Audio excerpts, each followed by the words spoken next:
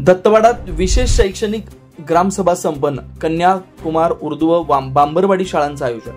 एकजूट सर्वांगीण शालेय विकासासाठी या सर्वसमावेशक शैक्षणिक प्रक्रियेच्या माध्यमातून शाळांचा विकास आणि मुलांची गुणवत्ता वाढवणं याबाबतचं धोरण शैक्षणिक ग्रामसभेच्या माध्यमातून निश्चित करून नक्कीच प्रगती साधता येईल या उद्देशानं विशेष शैक्षणिक नियोजन मुख्याध्यापक, शाळा व्यवस्थापन समिती व सरपंच यांच्या माध्यमातून करण्यात आलं होतं.